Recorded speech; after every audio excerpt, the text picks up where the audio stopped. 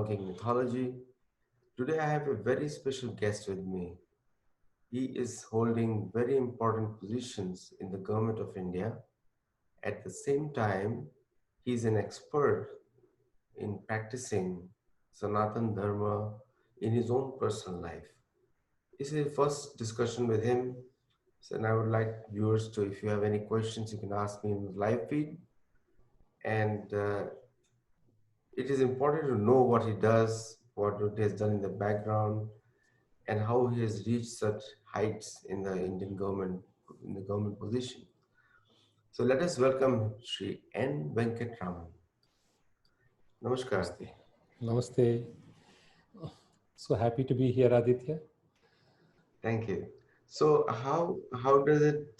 So can you please briefly tell our students and everyone a journey that you had and maintaining such good vows and in spirituality? I mean, there is nothing so exceptional. It happens in everyone's life. But only thing is, some are blessed to be guided. The difference is guidance. So I should put it in 4 parts. All this is became possible because of Mata, Pita, Guru, and Devam. Father, mother, father, your teacher, preceptor, and of course, Almighty God.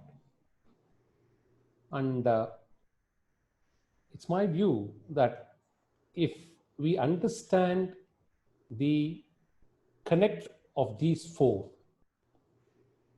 then they easily form a ladder to us in our lives. The first two support us emotionally, father and mother. The teacher and the preceptor supports us from a spiritual angle, and the Almighty God supports you from a divine angle. So when all these three combine together and you use your intelligence and your efforts, they converge into a good life. Great answer. And I think what I read about your career is that you are a follower of Kanchimut, Shinge.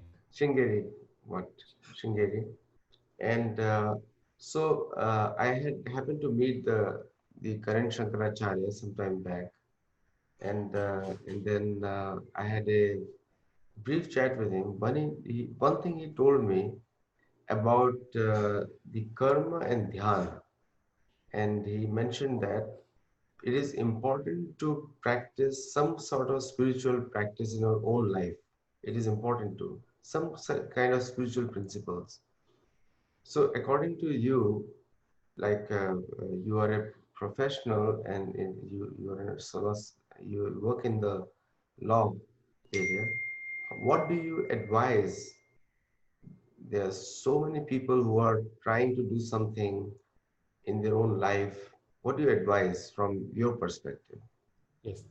I will only pass on what was preached, taught, and guided by my spiritual guru, the present Shankaracharya of the Shingeri Sharda Peetham, the 36th Mahasannidhanam, Jagadguru Srimad Bharati Tirtha Mahaswamigal. See, life is a matter or a combination of four aspects, what we call it as four Purusharthas. Dharma is one. Artha, or seeking material gains, is the second aspect. 3, desires. And 4, finally, salvation. So my guru always says, you have a choice. Every human being in this planet has a choice either to go for a combination of all these four or just a combination of two. It's up to us. If you choose only material gains and desires to be the objective of your life, you can travel that far and not more. You will reach a saturation point and you will feel stuck in vacuum, irrespective of your tall achievements and accomplishments. On the other hand, if you interlace your life on the principles of Dharma, then earn your material gains, execute the desires you have. If material gains and desires are on the platform of Dharma, it will slowly guide you to salvation. So, what is needed for a minute to be understood is we keep saying a lot about Dharma. What do you mean by Dharma? That's important. See, Dharma is not that easy or so to be explained in 2 minutes or 2 sentences, but we should still attempt. It's like explaining life. But what is Dharma? In short, it comprises of 3 principles. Things which are stated in the scriptures as eternal truths for the human race. 2, things that are being guided by gurus or saints or like my Perceptor, who stand by, swear by, and live by those eternal scriptures. And 3, most important, both these together guide you to your plank, what is good for you and for your welfare, rather than what is happier for you, what is that which will give you more desires. That's not the way you pursue life. What is good for you and what is good for your welfare of the whole society, the whole nation, the whole planet. These 3 things constitute the basis for Dharma. Have this, have your desires, seek your material success. You will see your life becoming wonderful. No, very well way to put it. Unfortunately, the today's modern education is just consumption based, and hardly there is a time for introspection, because if you consume more, that means you're successful, and if you can expend more, that means you're successful, and that's how the whole society lives nowadays, and that's an economic model too, where spending defines your social standing. Now, one thing in the US we have seen tremendously now in the last, during the coronavirus time, 4 months. In last 4 months, more and more students I'm seeing coming towards rediscovering themselves in a way. The quarantine has had a positive effect on some people, seeing so much life getting lost close by. In US has been worse affected by this pandemic. So people have turned towards more finding about themselves, getting into more into spirituality. And I can see that there are more attendance in our workshops, online workshops. We have a psychology course, and I can see more people attending that now. So this movement towards spirituality, how do you connect dharma to spirituality? Beautiful. I think you have put a bullet point, I should say. In fact, best question I can say. Let me only retrace and clarify what my guru said 10 years back when a foreigner visited Shringeri. He asked only one question, and almost similar to what you asked now. He wanted to know, when can human race be at peace and at ease? When can we enjoy peace? That was the question posed, for which our guru answered it in a very, very simplistic style. He said, all of you are in a material world and you have performance chart. So I will give you one performance chart. You just assess where does society stand today in this performance chart. It will be a barometer to indicate where you are going to. And he said 3 scales. Whenever there is a decline of dharma, the first indication will be disturbance in the society. That will be the first output. When the dharma steeps down further to the second stage, when people stop practicing it, then it will lead to aggression in the society. And when people abandon dharma and say that dharma has no place in this world, then it leads to destruction. And what are we today in this pandemic? 162 countries have locked down a virus which is they're saying 1 gram, half a gram, whatever it is. Something which is simply ruining economies, nations, and human race. Why? We are now in the 3rd stage of the decline. We abandoned dharma 30, 40 years back completely. And therefore, nature says, see, there are multiple ways for recovery. As an economy, as a nation, we have to think in terms of several ways to revive and get back. But because this is more a dharmic discussion and a spiritual discussion, at least the participants here should realize that unless we move from the last fray and progressively move towards dharma, nature is not going to help us in the course correction. Course correction, a complete course correction is possible only when human race goes back to dharma. What do you mean by that? Whatever has been prescribed as eternal truths, common to the entire human race, not specific to a particular nation, particular people, particular territory, no, common truths, then we will get back to normal.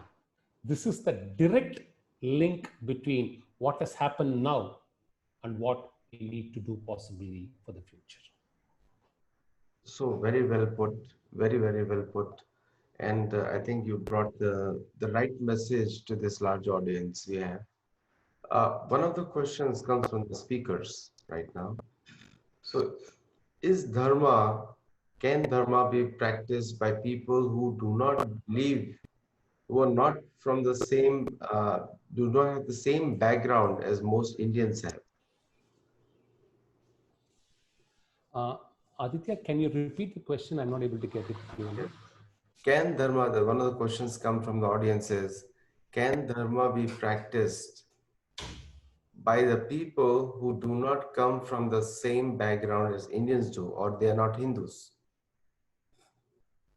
Not at all. That's why I said, dharma has various shades and various colors. I'll give you one example. Whatever, when we refer to the term dharma, we refer to the term Sanatana Dharma. Sanatana Dharma is eternal truth for the entire mankind. It is not race specific, country specific, or region specific. I'll give you one example, just one example, so that you will understand that it is open for everyone to practice this Dharma. Aditya, am I audible? Yes, we can hear you. Yeah, okay. Now, please understand, take your own mind. Just introspect your own mind for 10 seconds. Ask the question, well, mind, who are your enemies? Ask the question. The mind may reply 1, 2, 3, as per your priority. What has Sanatana Dharma done to the human race? It has identified 6 enemies as common enemies to the human race, irrespective of where you belong to. So what are those 6 enemies to the mind? A, desires which are not right and proper. 2, anger and hatred. 3, getting deluded, delusion. What do you mean by delusion? You are not ready to understand things yourself, nor willing to understand what others say. You feel you know everything in life and lead the way you want, which according to you will give you happiness. Delusion. Then, 4th is greed or avarice. Being greedy. What do you mean by greedy? Whatever is mine belongs to me. Whatever belongs to others should also belong to me. And I will not do any charity. Everything should somehow belong to me. The mind of being greedy. 5th enemy is our own ego. Tell me one human being, unless otherwise one is in salvation or in the process of salvation. Those exceptions, we'll take it out. Generally, human beings are very egoistic. And the 6th enemy is feeling very, very jealous. Jealous is the greatest irritant, greatest depressant, greatest enemy in any human mind. You don't feel happy about yourself, nor are you feeling happy about anybody else's success. Whatever you see, you feel bad. Oh God, it has happened to him and not to me.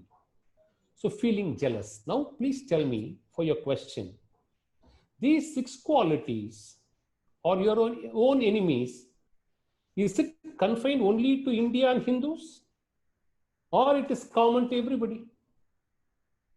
If it is common to everybody, the dharma which identifies these enemies tells you how you can conquer it. So now you answer your question, is it confined to a particular race or for the entire human race? Leave it to you. Very, very well put. And what a fantastic answer to. So she's Alice from University of Carolina, North Carolina. She's joined from there. Now we have another question which is coming up on dharma, and your title says Additional Solicitor General of India. So the questioner is asking. She's a Chinese American. She's asking, what role does dharma play in the government of India? You can choose not to answer it if you don't want. No, why should I? I will answer. I have no problem, especially with this government, which firmly is rooted on dharma and believes in dharma. So this government represents our national identity and our national theme, and firmly rooted to the faith and beliefs of Sanatana Dharma, and which is an eternal Dharma. It is not a Hindu Dharma for Hindus. That's the misconception everyone has. Now I gave you an example. It's common to mankind. It's common to human race. So we believe.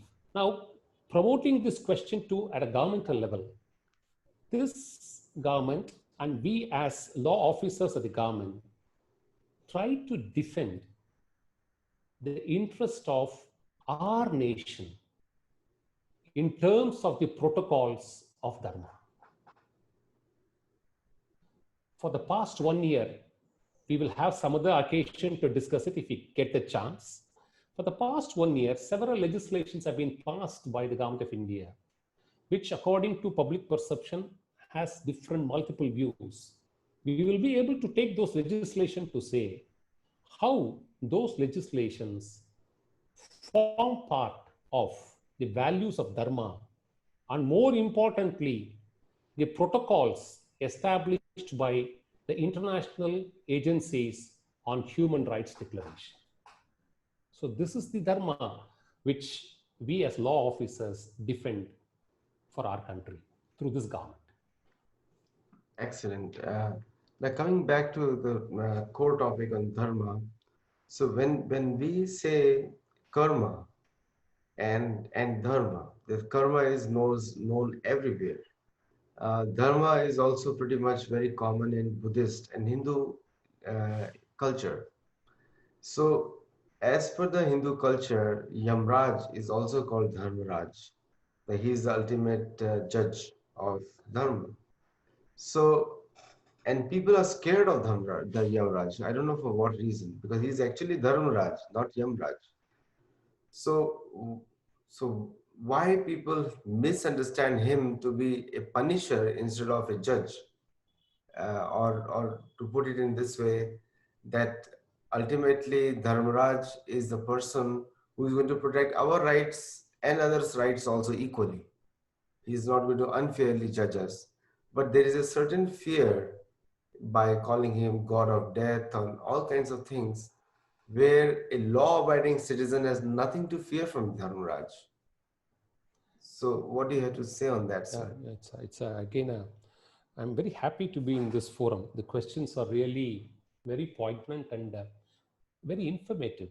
It's a learning process. As I try to answer, I'm only trying to learn a lot in the process. I should say that. I should thank all of you for that. See, what does the name Dharma Raja means? King of Dharmas. King of Dharmas. So, why should we fear a king who follows Dharma? The fear is, after all, he is the Lord of death and he has the right to punish. And therefore, the fear. So, put the reverse question. Why should you fear the Lord of death and his rewards are punishments if you are a practitioner of Dharma? Exactly. The Lord says, that's why we'll have to go to the Purusharthas. Dharma, Artha, Kama, and Moksha. Follow the roots of Dharma, earn your livelihood in this world, execute your desires which are on dharmic lines, then the desires, once they get drained out of you, will one day be able to get you out to a plan called moksha. So, moksha is a state of salvation where you don't return back to this earth in any form. There are 84 lakh forms in which human being is one such form. So you don't return back to this world in any one of these forms. So the same Lord says, if you practice Dharma and the rest of the two, you are guaranteed moksha, which means the reward is eternal. Reward is freedom and not punishment. The reward is not death, but salvation. So he gives you both. You want salvation and freedom, or you want death and rewards and punishments? It's left to us. So why should we fear the Lord of Dharma? It's the question. Very, very well put. In some other cultures, especially where most of us students, most of us live here, there is a concept of eternal hell and eternal heaven. And in the dharma-based religions, especially what we all practice, the concept is of karma, which is as you do, so shall you reap. And so there's a stark difference there. So one is purely based on belief, where they're saying that just believe in me, everything is fine. Another one is saying, no, you have to not only believe in me, but work accordingly. Then things may be fine. But definitely, there is no permanent destination for anyone.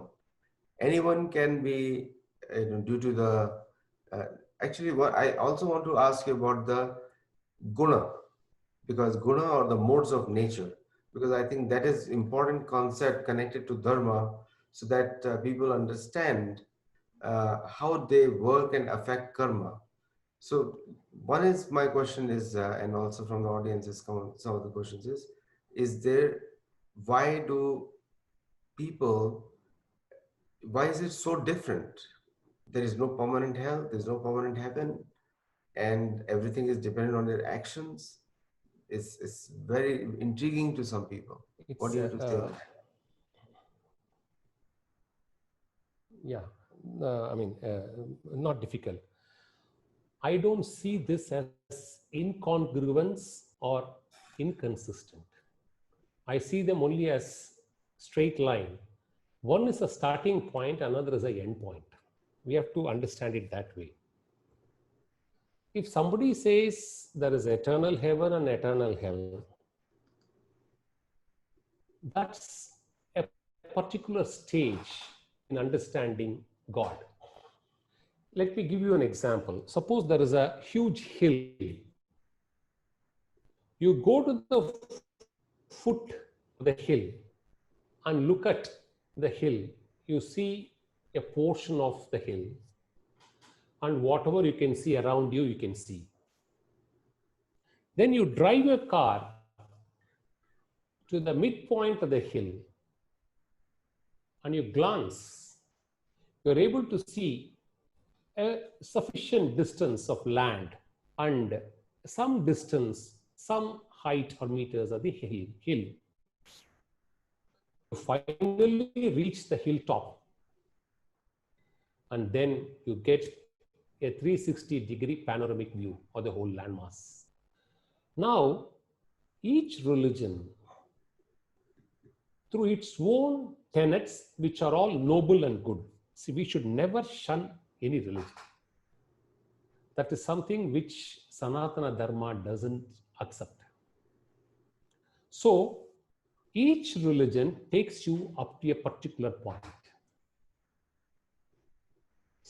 Sanatana Dharma completes the whole distance and takes you to the final destination to say, you can dissolve yourself in this human birth today, now, if you attempt for it, and never return back to this earth or to any of the 7 lokas above us and the 7 lokas beneath us. There are 14 lokas each, as you say. One portion of it is called the heaven, another portion is called as hell. All these are fine, good ideas, noble ideas. See, unless you have sins and punya, unless you have rewards and punishments, people can't transform their minds into good. So for all these regulations, all this is fine. But Sanatana Dharma is one religion. It's not a religion, it's a way of life. It takes you to the hilltop and shows you the whole panoramic view. Therefore, if you call it in our own Hindu system, we have Dvaita, Visishta Advaita, and Advaita.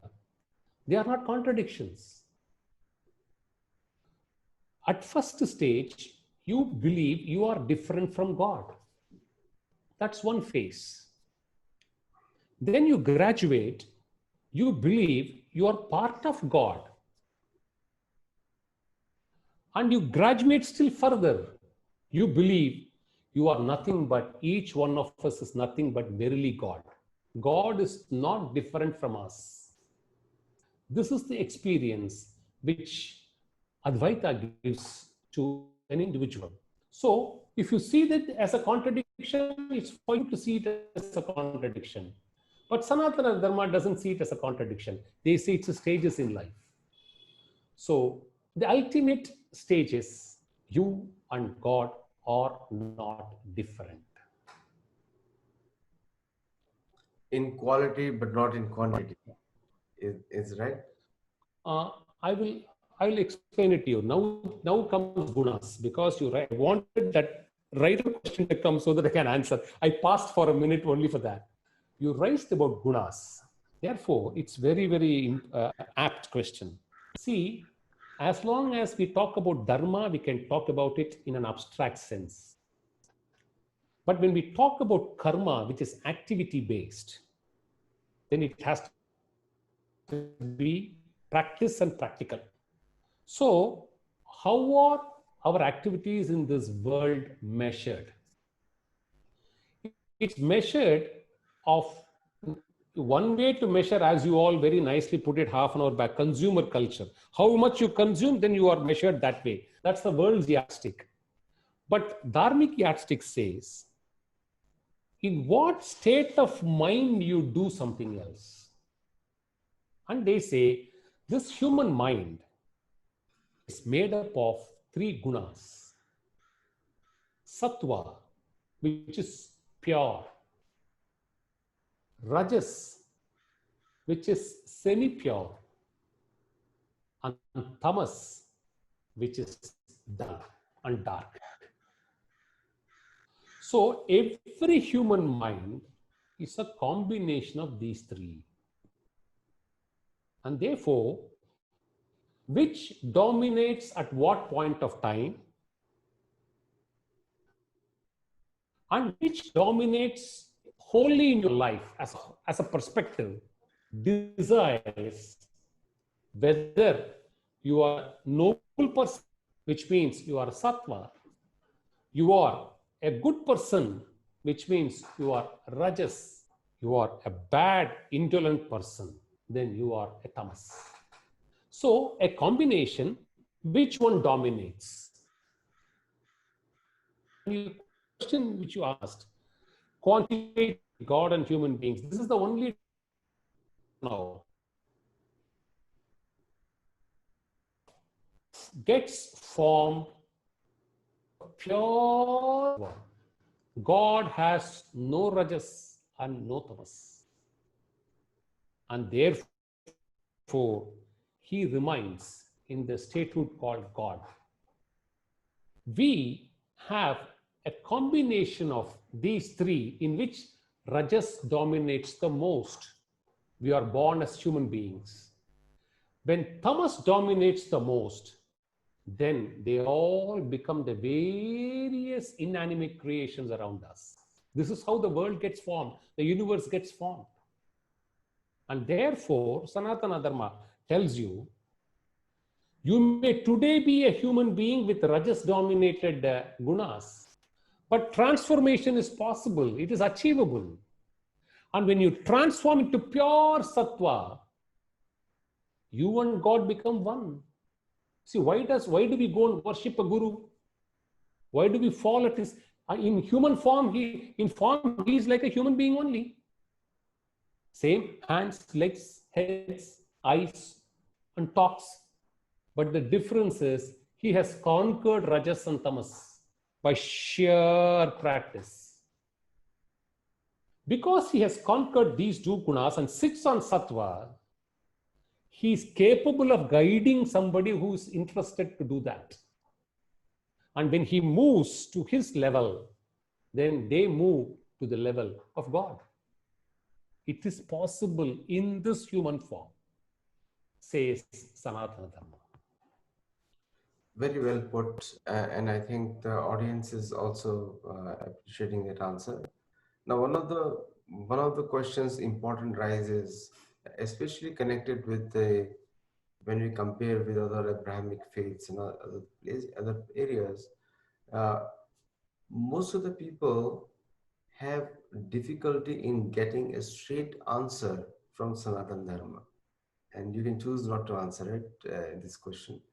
So how do people, so in other institutions, people go to a to a place to confess, people go to a place to discuss, But in Sanatan Dharma, people have a problem in finding the right person, and not everywhere is available. Like you are very knowledgeable, but you are in India.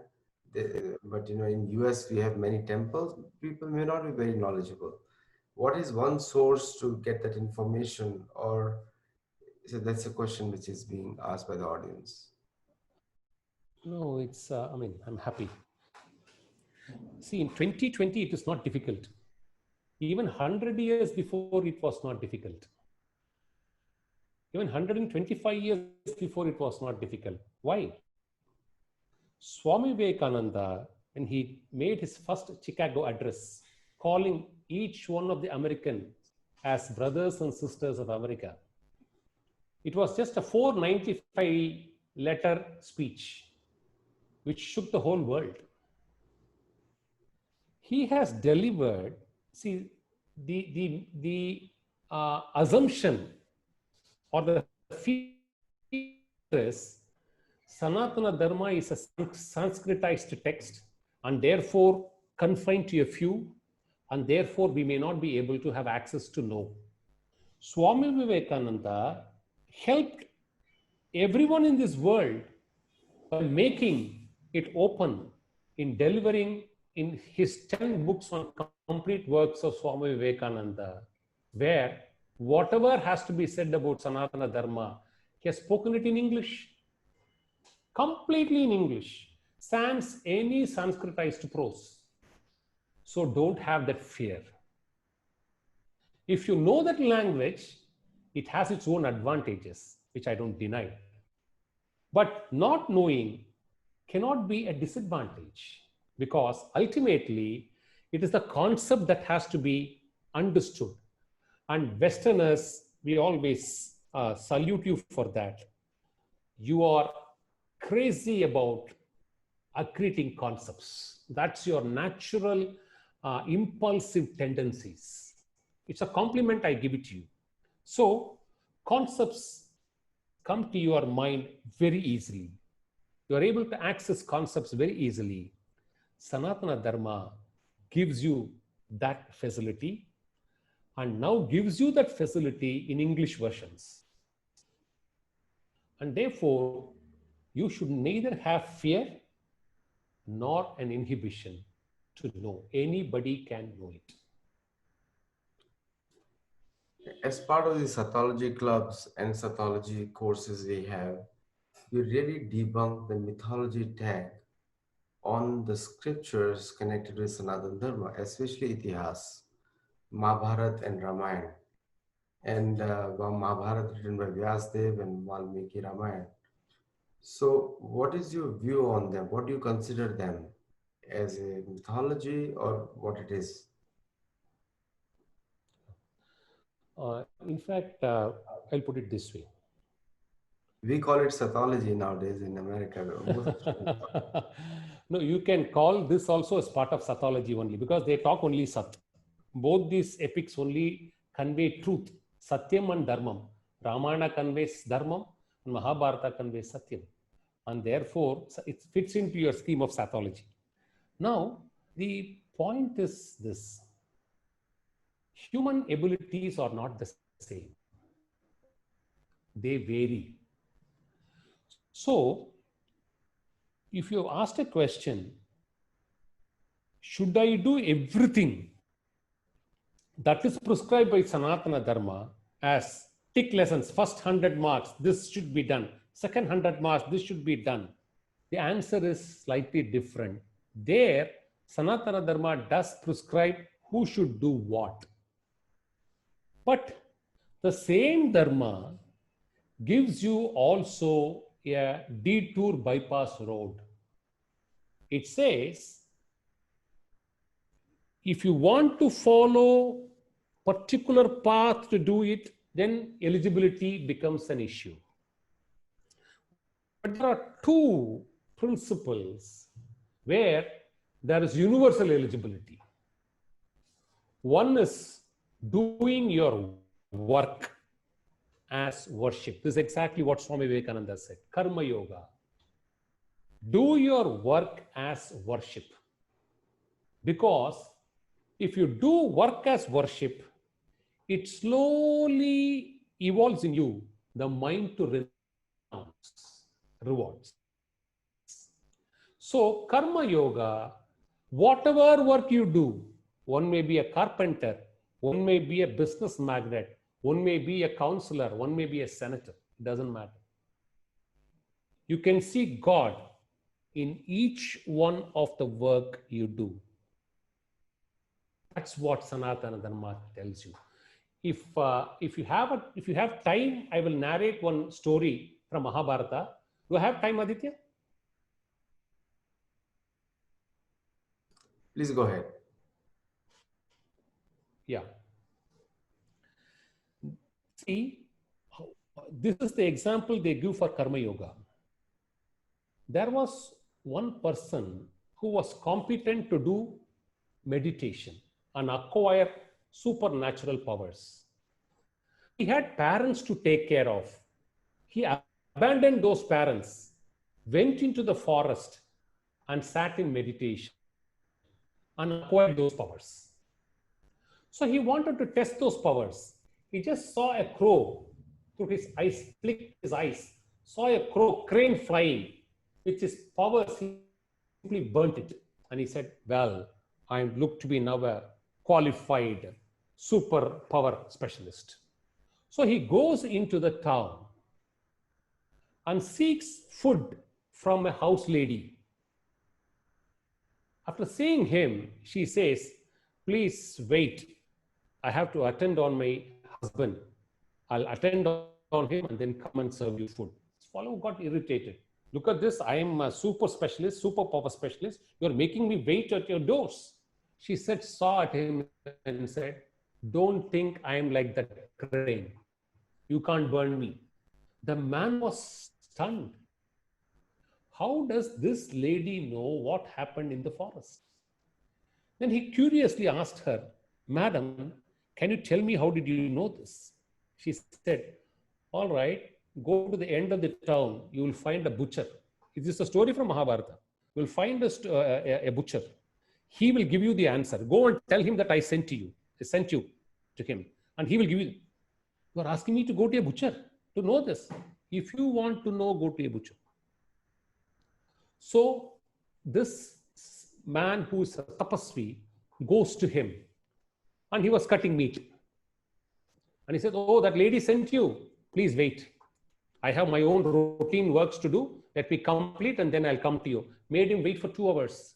He finished his business, took the money, went inside, took care of his parents, bought things for his wife to cook, settled down everything, then came back after 2 hours and then tell me what. He said, she sent me to know the truth, how you people know what happened in the forest. And the man parts the advice. Look here, I am a karma yogi.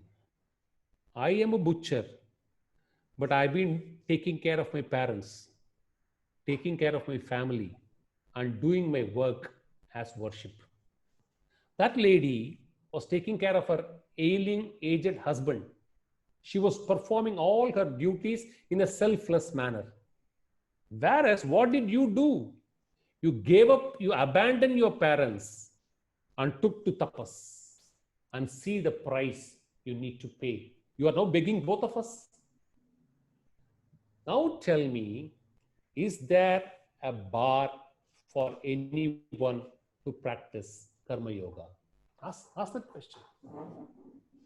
Now the second way available to you is bhakti, devotion. In the whole of Ram, I gave you one story from Mahabharata. Let me give you one story from Ramayana. Ramayana has several characters, kings, monkeys, women, and so many plentiful characters.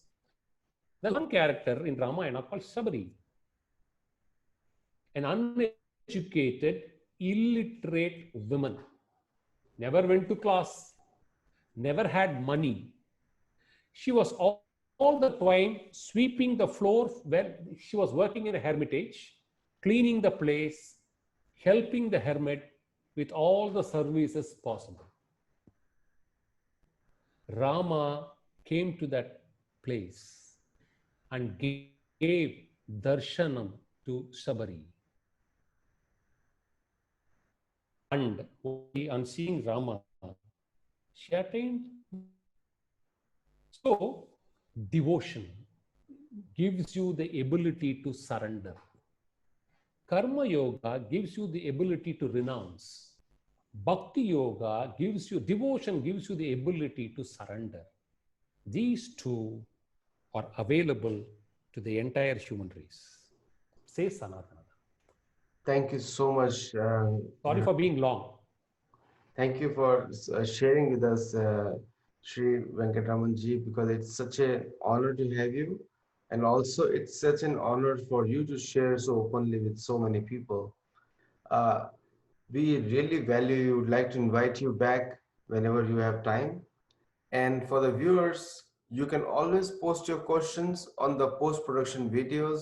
Those of you who have not watched it live on your cell phones, you can always watch it on YouTube. The video will be out in 5 days. Today already many people have watched. It will be a refresher for all of you.